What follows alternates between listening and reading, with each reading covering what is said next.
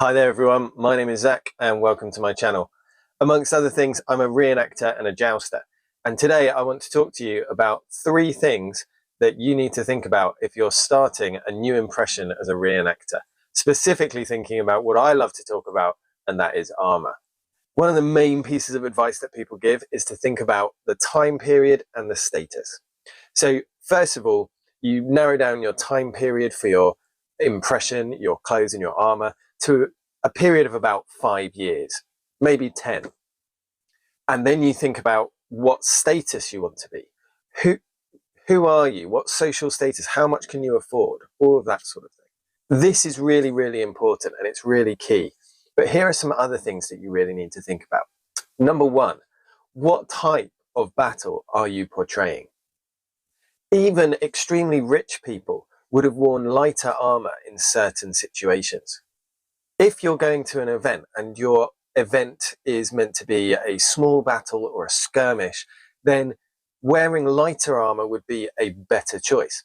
However, if the event that you're going to is a tournament, then wearing the heaviest armor that you have and the brightest clothing would be the most appropriate for that particular event.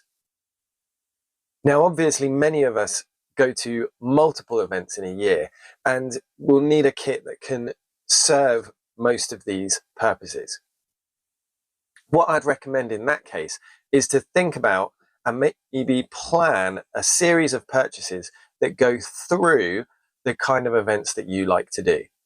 Once you've worked out what kind of event is your favorite, then you can think about what outfit and armor your persona would be wearing at a battle or event of that kind. Secondly, it's a really good idea to think about how old you are. Here's why.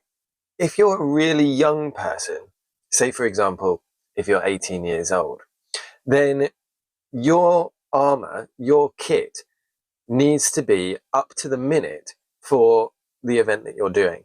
So for example, if I was an 18-year-old going to battle at Tewkesbury and I was rich enough, then my armor would be up to the minute, okay?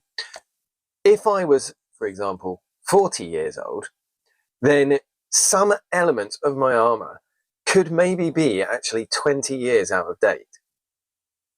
This is because we see in effigies people using equipment that is out of date. They update certain parts to match the fashion, and obviously richer people are able to update more of the harness, maybe buy entirely new harnesses. But a younger person will not be wearing those out of date pieces of equipment unless they're lower down the status ladder. Another thing to think about is what situation you are in. So if you were to go to an event, let's take a battle event, for example.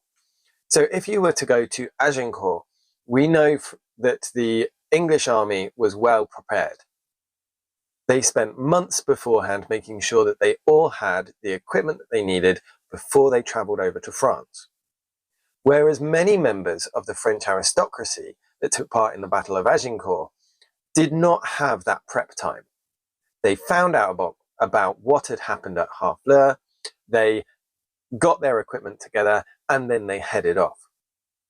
Therefore, we can assume that members of the English army who had the financial means were wearing equipment that would be more up to date and more cutting edge than many members of a similar social status in the French army. Now, again, we're probably not talking about people like Bourquicourt, the really head honchos in the army. But in a battle, there is often the case that one side is more prepared than another side.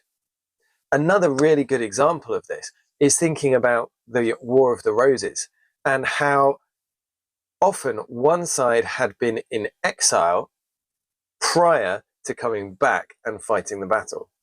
For example, Edward IV spent quite a while in exile in the Burgundian court, and when he returned, it is unlikely that he would be wearing English armor. It's much more likely that he would be wearing Burgundian-style armor, as this was what was available to him when he headed back over to England.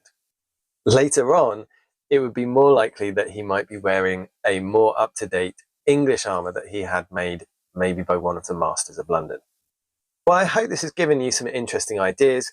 I hope this has made you think about your character and the kind of situations that they're in and how that would affect the armour and the kit that you're going to be collecting for your impression. If you enjoyed this, please do like, share, subscribe, all of those good things.